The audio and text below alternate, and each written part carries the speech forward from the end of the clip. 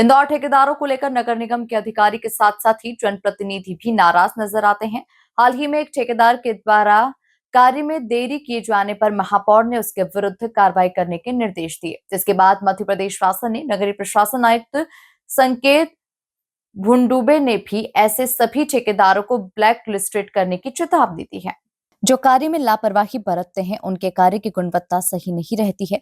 ऐसे ठेकेदारों के खिलाफ प्रशासन कार्रवाई करेगा। इस विषय में नगर निगम के ठेकेदार एसोसिएशन के अध्यक्ष अनिल माहेश्वरी एनडी का कहना है कि ठेकेदार जानबूझकर कार्य में विलंब नहीं करता। कई बार अनेक विपरीत परिस्थितियां होती है, कई बार मौके पर साइट क्लियर नहीं मिलती, जिसकी वजह से ठेकेदार काम करवाने में असमर्थ रहता है। कई बार उसे समय पर भुगतान प्राप्त नहीं होता, जिसकी वजह से ठेकेदार कार्य नहीं कर पाता। नगर निगम या शासन को जब भी कोई कार्रवाई करना होती है तो कम से कम एक बार ठेकेदार को बुलाकर उसका पक्ष भी जान लेना चाहिए, ताकि ठेकेदार को ये मलाल न हो कि उसके साथ एक तरफा निर्णय हो गया। दोनों पक्षों को सुनकर कोई ठोस निर्णय निकले तो वह अधिक बेहतर होगा। किसी ने कोई काम गलत किया है तो उससे वो काम फिर से ठीक कराया जा सकता है और समस्या का हल भी निकाला जा सकता है। स्थानीय निकाय में आर्थिक संकट बना रहता है, जिसकी वजह से विलंब हो जाता है। जब भुगतान विलंब से होगा तो काम भी विलंब से होना स्वाभाविक है।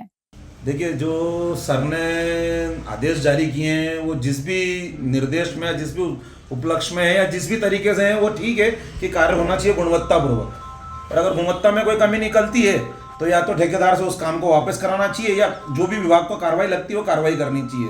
साथ में रही कार्य की देरी होने की बात, तो कार्य की देरी में कई कारण रहते हैं। कई बार साइट क्लियर नहीं मिलती है, कई बार कोई दूसरे तरह की समस्याएं रहती है, पेमेंट की समस्या रहती है, इस कारण भी कार्य में देरी होती है।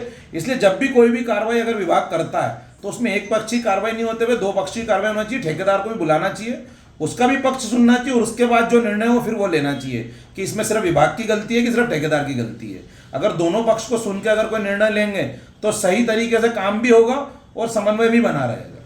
भुगतान को लेकर के कई बार ठेकेदारों की शिकायत रहती है कि भुगतान समय पे प्राप्त नहीं होता, इसको लेकर के आपका क्या कहना है? देखिए भैया, नगरीय निकाय में तो भुगतान की हमेशा समस्या बनी रहती है और उसी के कारण मैक्सिमम काम जो है सब लेट होते हैं। काम के लेट होने का सबसे बड़ा कारण ही भुगतान है। इस नगर निकाय में सबसे बड़ा कारण ही भुगतान है।